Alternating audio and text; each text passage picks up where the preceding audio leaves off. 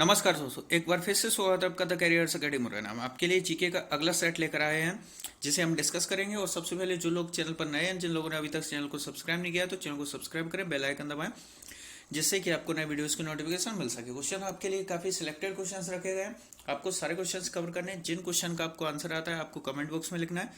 Last में आप लोगों को अपना स्कोर भी बताना है कि आपका स्कोर क्या रहा है। शुरू करते हैं हम। पहला क्वेश्चन है, भारत आने वाला पहला मुस्लिम आक्रमणकारी कौन था? ऑप्शन है मोहम्मद बिन तुगलक, मोहम्मद बिन कासिम, मोहम्मद जलालुद्दीन, इनमें से कोई नहीं। तो क्वेश्चन नंबर 1 का राइट आंसर क्या, फटाफट से बताइए। तो इसका आपका राइट आंसर है मोहम्मद बिन कासिम, यानी कि भारत पर जो पहला मुस्लिम आक्रमणकारी जिसने आक्रमण किया था यह मोहम्मद बिन कासिम था। और इसने किया था लगभग 712 एडी में। कब? 712 ईस्वी में इसने भारत पर आक्रमण किया था। नेक्स्ट क्वेश्चन है, मनुष्य जीवन का सर्वोत्तम ध्येय है कैवल्य, जिसका अर्थ क्या है? तो कैवल्य का अर्थ क्या है? दूसरों को शिक्षा देना, दूसरों को अनुसरण करना, इच्छाओं पर विजय प्राप्त करना या दूसरों की सेवा करना। क्वेश्चन नंबर 2 का फटाफट से राइट आंसर बताइए। देखते हैं इसका राइट आंसर क्या है। तो इसका राइट आंसर है इच्छाओं पर विजय प्राप्त करना, यही कैवल्य का हिंदी अर्थ है। नेक्स्ट क्वेश्चन देखते हैं, त्रिपिटक निम्न में से किससे संबंधित है? किससे संबंधित? जैनियों से, बौद्धों से, हिंदुओं से या सिखों से? तो त्रिपिटक किससे संबंधित है? तो इसका राइट आंसर बताएं। देखते हैं इसका राइट आंसर है, इसका राइट आंसर है बौद्धों से, यानी त्रिपिटक जो है ये बौद्ध धर्म से संबंधित है। नेक्स्ट क्वेश्चन देखते हैं, ज्ञान प्राप्त करने के बाद गौतम को किस रूप में जाना जाने लगा? तो जिन, बुद्ध, ज्ञान या बोधि? तो क्वेश्चन नंबर 4 का राइट आंसर क्या है? इसका राइट आंसर है बुद्ध। और यहीं से इनको एक नया नाम मिल गया, गौतम बुद्ध। और गौतम बुद्ध को किस नाम से जाना जाता है? तो लाइट ऑफ एशिया के नाम से भी इनको जाना जाता है।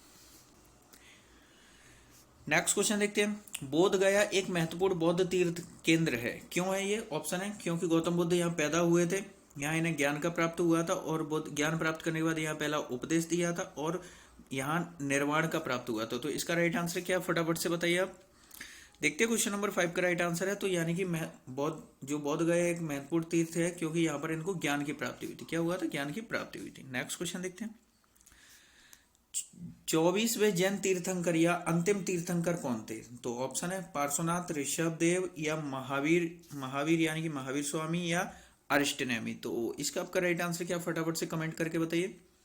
देखते हैं क्वेश्चन नंबर 6 का आपका राइट आंसर है। तो क्वेश्चन नंबर 6 का राइट आंसर है महावीर स्वामी, जो इनके 24वें तीर्थंकर थे, यानी कि अंतिम तीर्थंकर थे। इसके बाद यहाँ इसमें कोई तीर्थंकर नहीं हुए और इन्हीं को जो है इस धर्म का, जैन धर्म का जो है वास्तविक संस्थापक भी इनको कहा जाता है, ये भी आपको याद रखना है।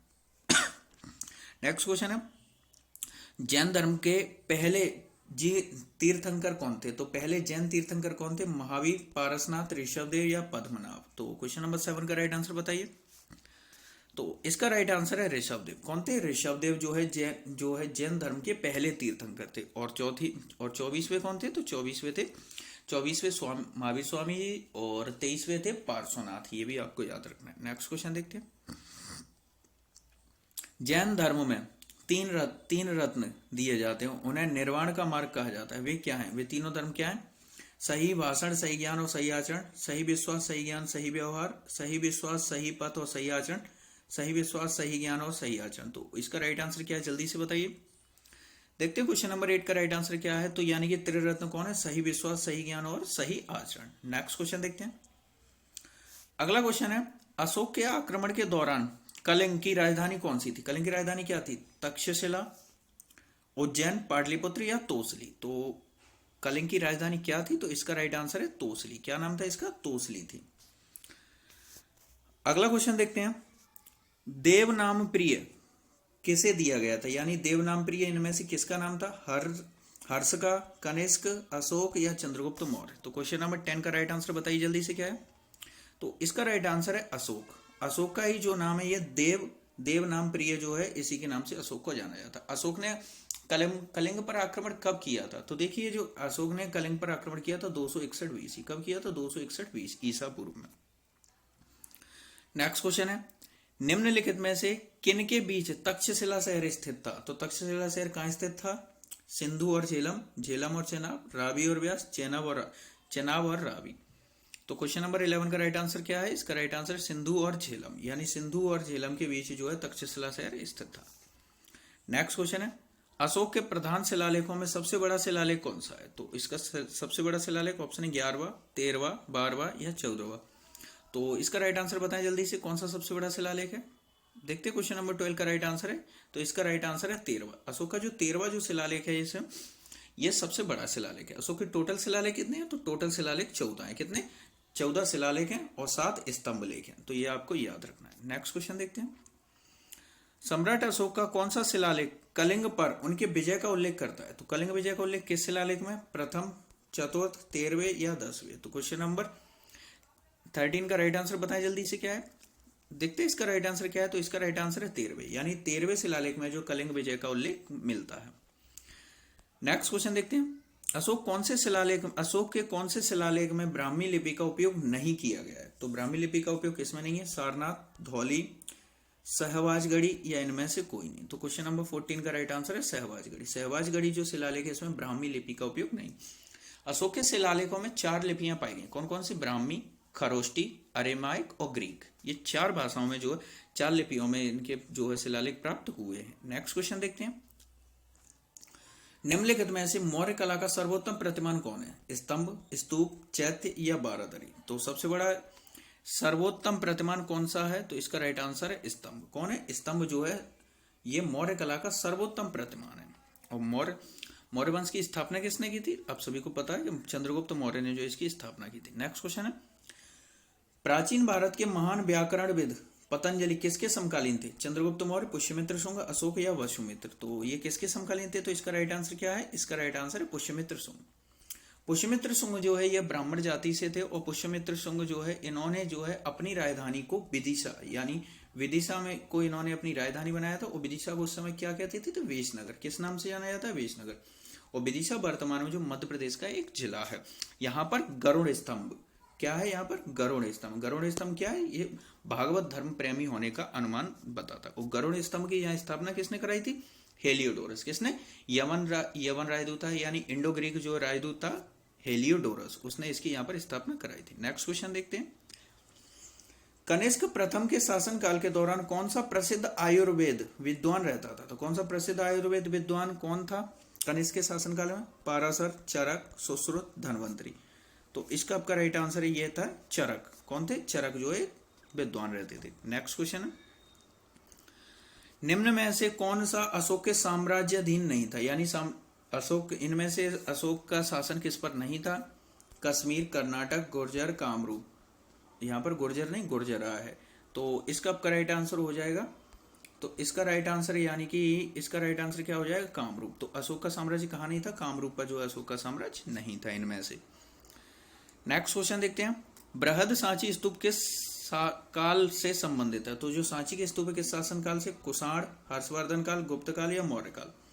तो क्वेश्चन नंबर 19 का राइट आंसर क्या जल्दी से बताएं, तो इसका आपका राइट आंसर है ये है मौर्य काल। किससे संबंधित है, मौर्य काल से। जो सांची के स्तूप है ये कहाँ पर स्थित है, तो ये मध्य प्रदेश के रायसेन जिले में, कहाँ पर स्थित है, मध्य प्रदेश के रायसेन जिले में स्थित है। और यहाँ से एक क्वेश्चन और भी बनता है कि सांची के स्तूप का निर्माण अशोक ने करवाया था, लेकिन अशोक यहाँ अपने जीवन काल में कभी आया नहीं था, ये भी आपको याद रखना है। नेक्स्ट क्वेश्चन देखते हैं, योग दर्शन के प्रवर्तक कौन थे, महर्षि जैमिनी, महर्षि पतंजलि या रामदेव अरविंद। तो इसका आपका राइट आंसर क्या है, तो यह है महर्षि जो पतंजलि थे, ये योग दर्शन के प्रवर्तक है। नेक्स्ट क्वेश्चन देखते हैं, कुषाण मूलतः कहाँ के निवासी थे, मध्य एशिया, तिब्बत, चीनी तुर्किस्तान या ईरान। तो क्वेश्चन नंबर 21 का राइट आंसर बताइए जल्दी से।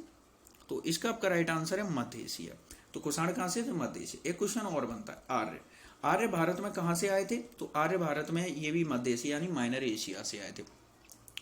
मध्य एशिया से जो आर्य आए थे। आर्य का मतलब क्या होता है, तो आर्य का मतलब होता है सर्वश्रेष्ठ या उच्च कुल का, ये इसका मतलब होता है, ये भी आपको याद रखना है। नेक्स्ट क्वेश्चन देखते हैं, बुद्ध ने अपना पहला उपदेश कहाँ दिया था, कुशीनगर, अयोध्या, सारनाथ या वाराणसी। तो क्वेश्चन नंबर 22 का राइट आंसर क्या है, तो इसका राइट आंसर है सारनाथ। कहां पर दिया था बुद्ध ने अपना पहला उपदेश, सारनाथ में। सारनाथ कहाँ स्थित है, तो ये उत्तर प्रदेश में। कहां पर स्थित है, उत्तर प्रदेश में। भारत का जो राष्ट्रीय चिन्ह है, क्या है राष्ट्रीय चिन्ह, अशोक स्तंभ। अशोक स्तंभ ये कहां से लिया गया, तो ये उत्तर प्रदेश के सारनाथ से ही लिया गया, ये भी आपको याद रखना है। नेक्स्ट क्वेश्चन देखते हैं, बौद्धों के लिए उत्तर प्रदेश में स्थित सारनाथ क्यों महत्वपूर्ण है। तो जो सारनाथ है ये महत्वपूर्ण क्यों है, ऑप्शन है आपके, भगवान बुद्ध ने सारनाथ में ज्ञान प्राप्त किया था, भगवान बुद्ध का जन्म सारनाथ में हुआ था, भगवान बुद्ध ने सारनाथ में परिनिर्वाण यानी देहांत हुआ था, ज्ञान प्राप्त करने के बाद गौतम बुद्ध ने यहाँ पर अपना पहला उपदेश दिया था। तो ये यानी कि ये सारनाथ जो महत्वपूर्ण किस वजह से है, तो इसका राइट आंसर बताएं जल्दी से। तो इसका राइट आंसर है यहाँ पर भगवान जो गौतम बुद्ध को जो ज्ञान की प्राप्ति हुई उसके बाद इन्होंने अपना पहला उपदेश दिया था, कहाँ पर, सारनाथ में। तो ये आपको याद रखना है, इसीलिए ये प्रसिद्ध है। नेक्स्ट क्वेश्चन देखते हैं। ईस्ट इंडिया कंपनी ने अपने पहले सिक्के किस मुगल शासक के नाम पर जारी किए थे? तो किस मुगल शासक के नाम पर जारी किए थे? जहांगीर, फर्रुख हसीर, मोहम्मद शाह या जहांदार शाह? तो क्वेश्चन नंबर 24 का राइट आंसर है फर्रुख हसीर। तो ईस्ट इंडिया कंपनी ने पहले सिक्के जो है अपने फर्रुख हसीर जो मुगल शासक था इसके नाम पर जारी किए थे। नेक्स्ट क्वेश्चन देखते हैं। भारत और यूरोप के बीच सबमरीन टेलीग्राफ प्रणाली कब शुरू हुई? ऑप्शन है 1860, 1862, 1865 या 1880। क्वेश्चन नंबर 25 का राइट आंसर क्या है, जल्दी से बताएं। देखते हैं इसका राइट आंसर क्या है। तो 1865 में जो है भारत और यूरोप के बीच सबमरीन टेलीग्राफ प्रणाली की शुरुआत हुई। आई होप आप सभी को वीडियो पसंद आया होगा। वीडियो को लाइक करें, चैनल को सब्सक्राइब करें और अपने फ्रेंड्स के साथ इसको शेयर जरूर करें।